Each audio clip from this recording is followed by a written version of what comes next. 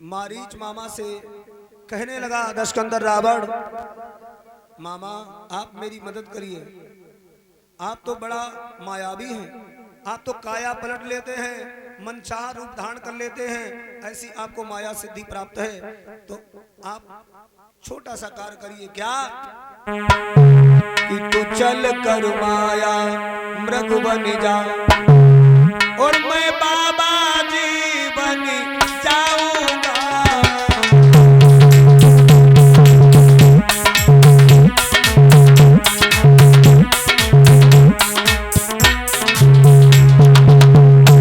तुम राम लखन को पहचाना, मैं सीता को हरि लाऊंगा।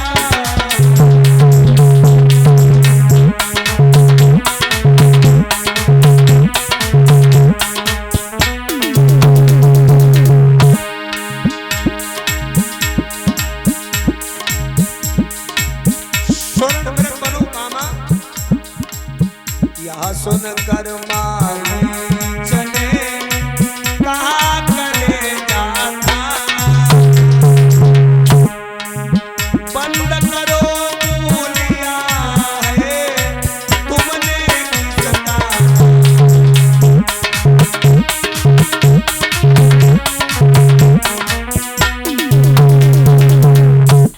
अरे राम से बैर नहीं कर सकता मैं, राम से किसी भी प्रकार का युद्ध मत करो दशकंदर रावण, क्योंकि भलाई नहीं है। मैंने बैर किया था संतों से, और संतों की रक्षा करते हैं प्रभु श्री रामचंद्र जी महाराज। विश्वामित्र के यज्ञ में मैं विघ्न डालने के लिए गया था, तो प्रभु राम ने बिना फल का बाण मारा था। उस समय फल नहीं दिया था, बिना फल का बाण,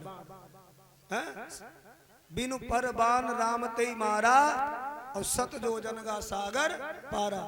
लंका में आकर के गिरे बिना फल के बाण से, और मुझे वो आज भी पीड़ा होती है कि बिना फल का माला था।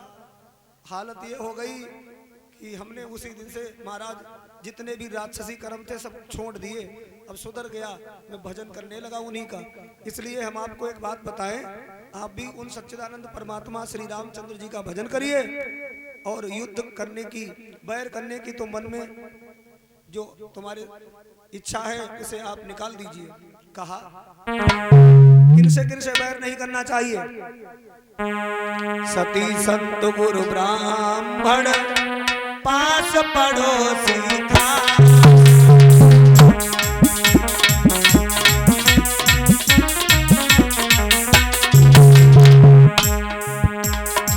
हाकिम पैदल सोया घर का भेड़िया।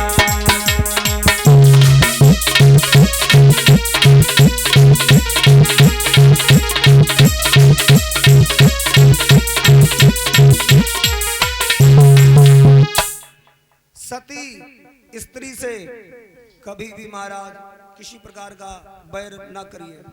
संत महात्मा ज्ञानी विद्वान परमात्मा का जो भक्त है उसका अपमान मत करिए, क्योंकि वो भगवान का सुमिरन करता रहता है, उसके पास में दिव्य शक्तियां होती हैं। तो उसने यदि श्राप दे दिया तो पूरे जीवन में कभी महाराज कोई उद्धार नहीं कर पाएगा सिवा परमात्मा के। इसलिए कभी भी संतों का अपमान मत करिए। गुरु जिससे तुमने शिक्षा पाई है उस गुरु का कभी भी अपमान मत करो। ब्राह्मण जो ब्रह्म चिंतन में लीन रहते हैं, और पास पड़ोसी जो पास पड़ोस में रहते हैं उनसे भी बहुत बड़ा बैर नहीं करना चाहिए। हाकिम और वैद्य, डॉक्टर के पास दवा लेने जाओ तो डॉक्टर यदि किसी दूसरे मरीज के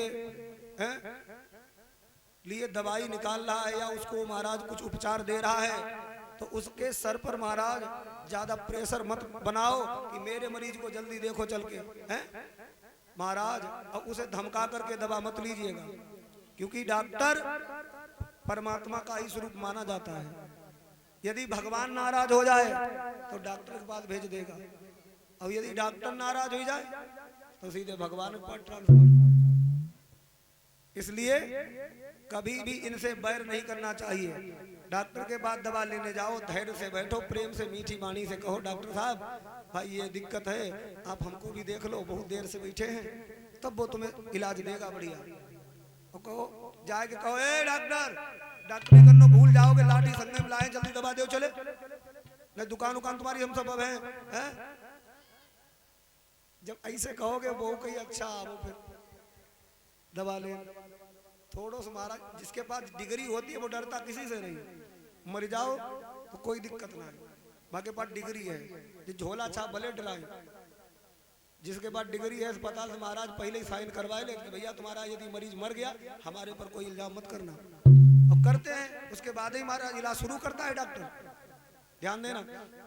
अच्छा कुछ डॉक्टर भी ऐसे होते हैं जो मरीज को केवल मीठे मीठी बातों से ही महाराज है इलाज करते रहते हैं, और ऐसे डॉक्टर केवल पैसा बनाने के चक्कर में रहते हैं। कहते हैं मरीज बना रहेगा तो पैसा ये देता रहेगा, ना मरीज कभी ठीक करेंगे और ना महाराज है पूरी तरीका से पैसा आना बंद होगा। एक नगर में एक सेठ जी को फोड़ा हो गया, तो भाई डॉक्टर साहब के पास में गए, डॉक्टर साहब जरा इसे देख लीजिए। तो डॉक्टर साहब ने फोड़ा देखा और सोचने लगे बड़ो भारी सेठ है, पैसा वालों अच्छो है, और जो अगर हमारा परमानेंट ग्राहक बन जाए तो 8-10 से खर्चा निकलती रही। तो उन्होंने ऐसी दवा दी, ना वो फोड़ा पूरी तरीका से ठीक हो और ना पूरी तरीका से महाराज पूरी तरीका से बढ़े, ऐसी दवा दी, ऐसो इंजेक्शन लगा दो वो महाराज मुठुरी आएगा। अब 8 दिन की दवा दी, 800 रुपया ले ले, 8 दिन के बाद फिर दिखा देना, 8 दिन के बाद फिर आए डॉक्टर साहब दवा आपकी खाई रहे हैं, और वो तो उतने पर जाम हुई वो कुछ फायदा ना हुई रहो। डॉक्टर ने कहा खाते रहो दवा, चिंता मत करो।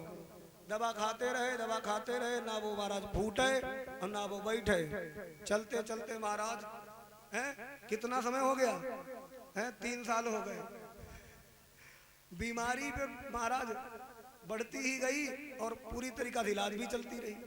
अब एक दिन ऐसा हुआ, उनका लड़का डॉक्टर साहब का अमेरिका में पढ़ता था, वो घर पर आ गया।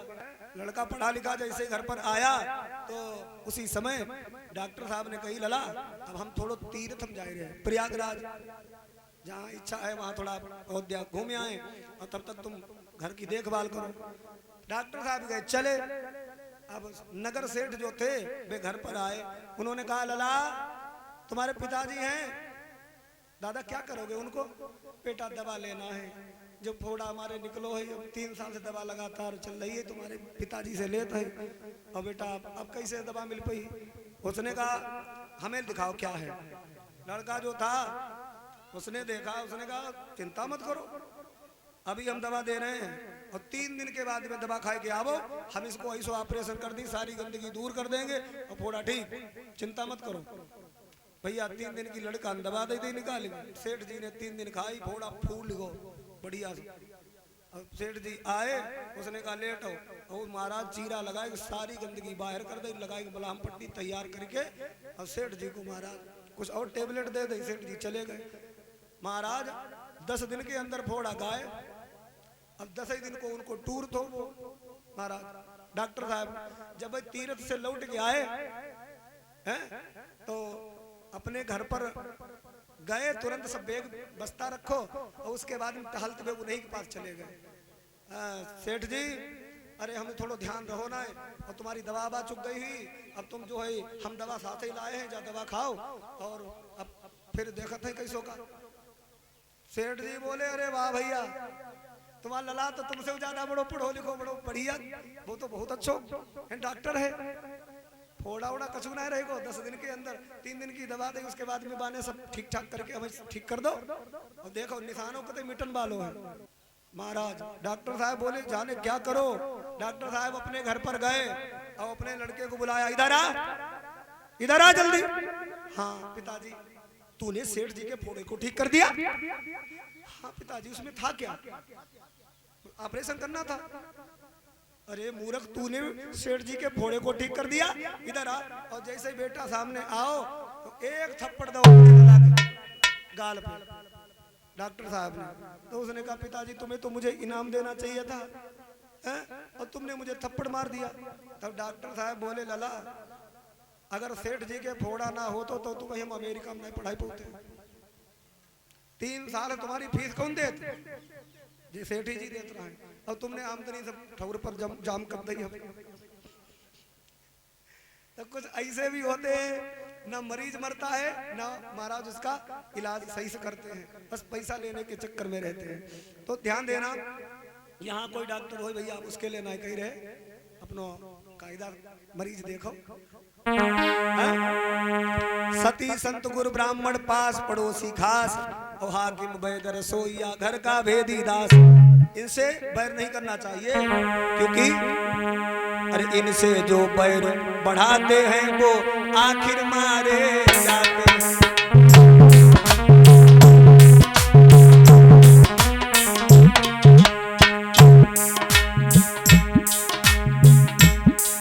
इनसे जो बैर बढ़ाते हैं वो आखिर मारे जाते हैं।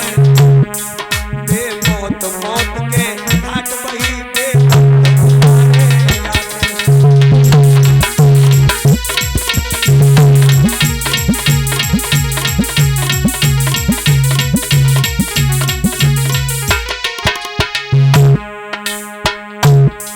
यदि हरना है तो निज दोष हरो, सीता का हरना ठीक नहीं, बेटी का हरना ठीक नहीं। यदि करना है तो शुभ कर्म करो, चोरी का हरना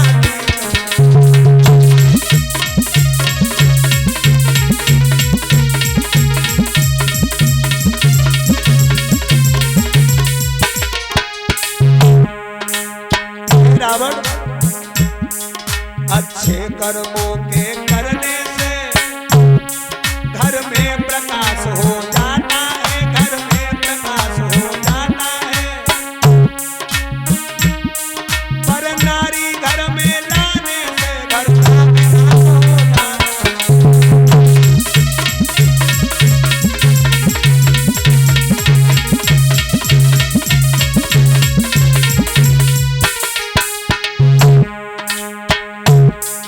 अच्छाई में अच्छी नजर कर ही डालो तो अच्छा है, कर ही डालो तो अच्छा है। अरे बुरे काम को टाल सको, जितना टालो तो अच्छा।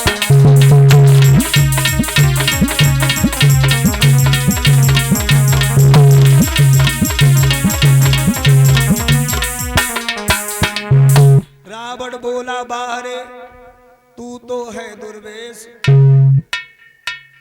मैं सुनने आया नहीं तेरा या उपदेश। हम तुझसे ज्ञान चर्चा करने नहीं आए, तेरा सत्संग सुनने नहीं आए। बोल तू मृग बनता है कि नहीं? यदि नहीं साथ देगा मेरा तो सारा ज्ञान भुला दूंगा। सीता को हरने से पहले यमपुरी तुझे पहुंचा दूंगा। सीता का हरण बाद में होगा, पहले तेरे भी प्राणों का हरण कर दूंगा मैं। इसलिए मेरी बात मान ले, तू बन जा हिरण और मैं कर दूं हरण। यही मेरे मन में लगी है, तू मेरी मदद कर। मारीच ने कहा कैसे समझाऊं, मैं नहीं जा सकता महाराज। क्यों? क्योंकि राम के बाण से मेरी बुद्धि बदल गई। रावण ने समझ लिया, निकाली तलवार और कहा जाओ जल्दी, अरे जल्दी करो ना आबार करो मां, और सोने का मिर्गा तैयार करो।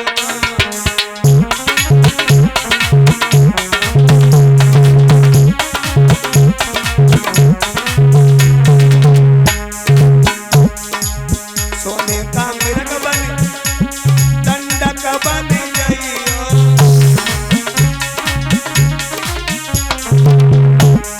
सीता के मन को मेरे मामा लुभाइयो।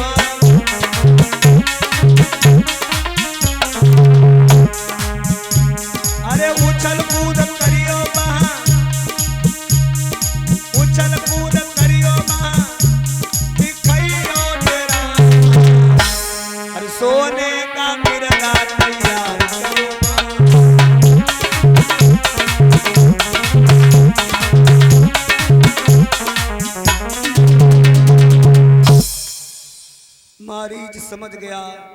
यदि नहीं जाऊंगा तो ये मुझे मार डालेगा।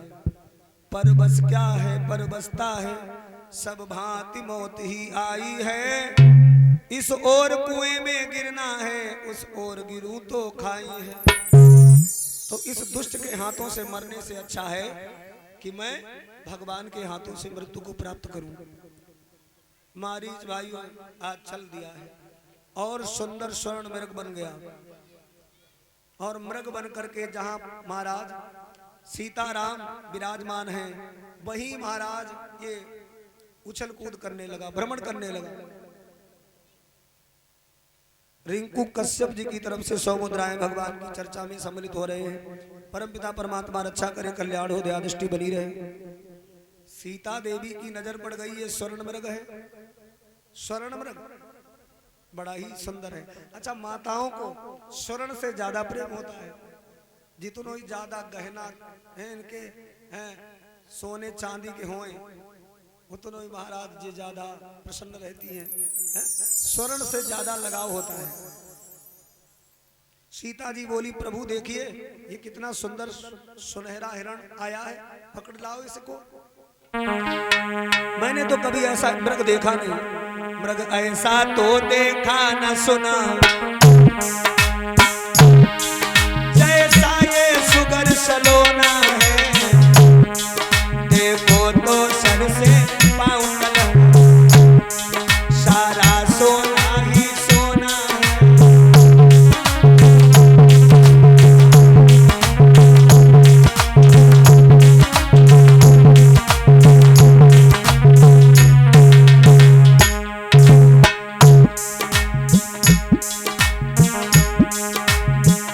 कि नजर के सामने वो कुटी के पास, वो नजर के सामने कुटी के पास मृग आया है।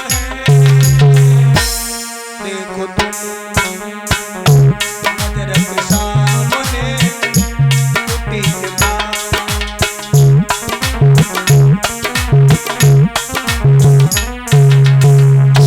और बोलिए, ये नाक पकड़ लाओ इसको, अयोध्या को इसे ले जाऊंगी।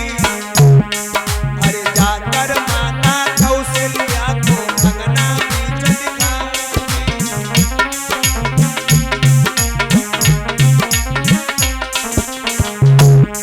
जल्दी जाओ प्रभु, भाग जाए कहीं। वो नजर के सामने कुटी के पास, नजर के सामने कुटी के पास मृग आया है। देखो तुम